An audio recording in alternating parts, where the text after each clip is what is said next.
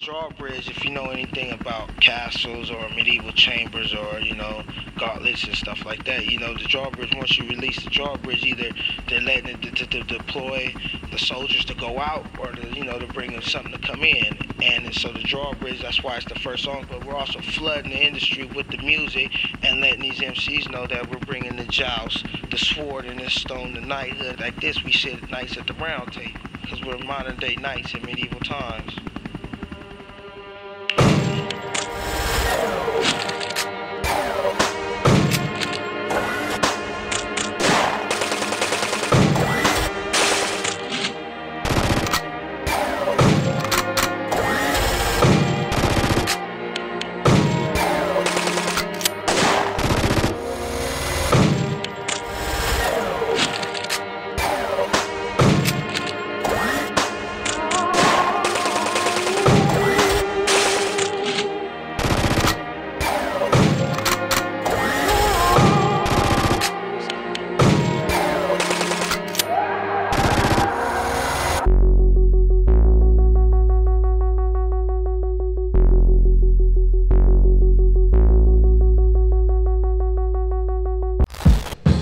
We're Black Knights, and when we first started this, we're dominant warriors on the mic. So we started off as battling MCs, It consisted of 4 members, which was Holocaust, Rest in Peace, Doc Doom, Crisis, and Rugged Monk. We was all friends from Long Beach and Compton area district. So we put together a demo. RZA came out here and we tried to present our demo to RZA. He was like, yo, let's match palms. And at that time, we didn't know what that meant, but it was a terminology for battling. That's how we met RZA and teamed up with the Killer Bees. The rest is history from there. That's how we got signed.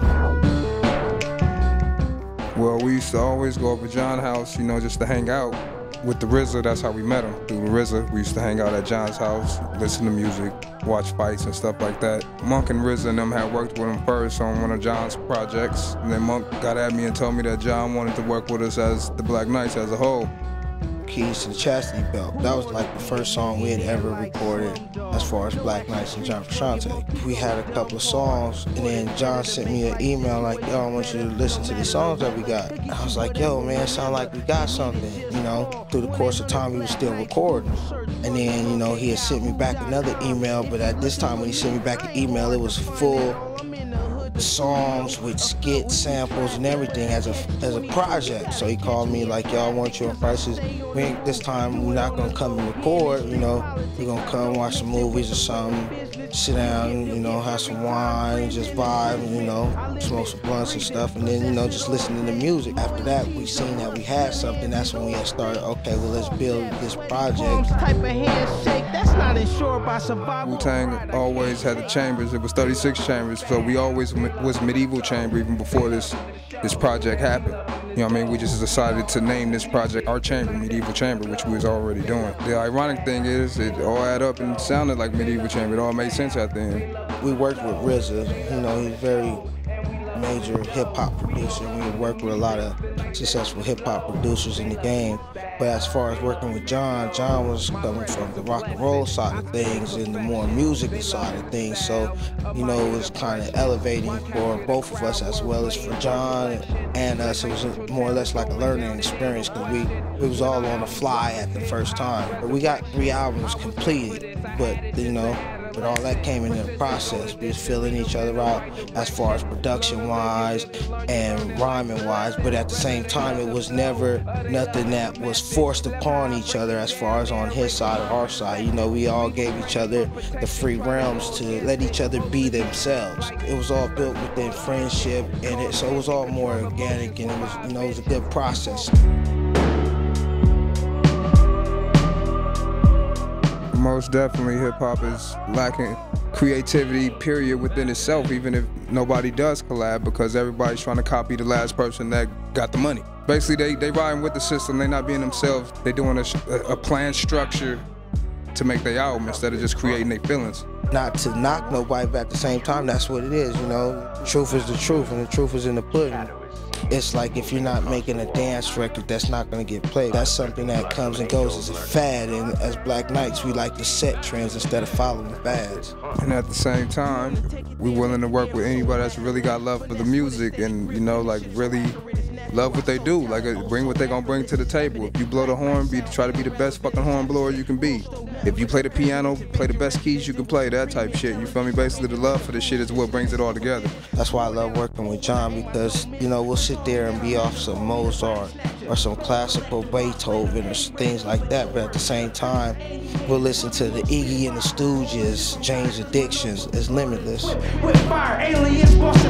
2014, we just dropped this Medieval Chamber album, as you see right here off Record Collection. Gotta go get it. Yes, it is. April 8th, John is dropping the Enclosure album, so you can go check that out. And later on in the year, by say like December or something, we'll be dropping our second album, which would be The Almighty. That one got all our features. So yeah, exactly. Yeah, you hear your killer beat. You know, that's when we open the, you know, we open for our collaborations and let the world know our alliances and all that. All you gotta do is go to www.blackknightmusic.com and you will know everything you need to know about our movement from there. You know what I mean? Follow us, see what's going on, stay in tune.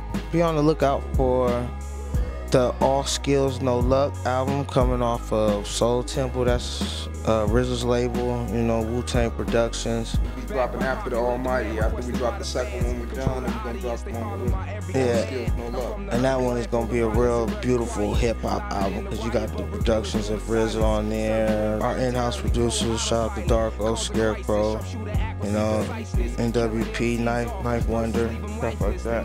Black Knight, that Black Knight for cypher that the world knows for. Shout out to Holocaust, man.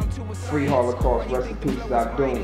Everything it touched turned to gold, growing like a newborn giant. Doc is more gritty and grit, so he'll probably be a Knighthood, Sword and Stone, something like that, Camelot, you know, something that's off the radar. He was a front runner of the group. You know, he had a nice, passionate brother. He wears his emotions on his shoulder, you know, somebody like that. But at the same time, he's like a pit bull, very vicious and fearless, you know. My body and the spirit.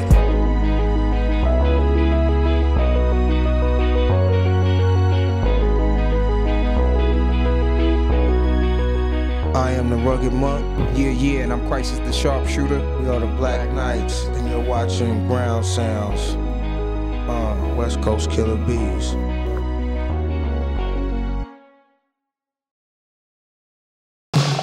Ladies and gentlemen, this is your captain.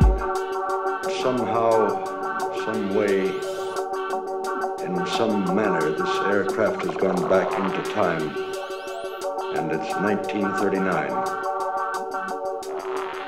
We're going to try to increase our speed and go back through the same sound barrier we've already done twice before. I don't know if we can do it. All I ask of you is that you remain calm.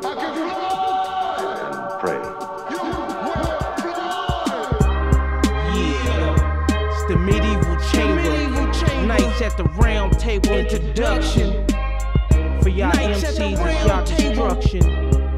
For MCs, it's y'all destruction. Steady accumulating it every day. While y'all chasing it like Wile E. Coyote in that road runner. While y'all chasing it like Wile E. Coyote every episode. Nights of nothing, looking for that road runner. We got them gunners. You know how it goes down. Soldiers, universal builders. It's the black hole. The stolen legacy. The stolen legacy. Last cutthroats. Nights of nothing.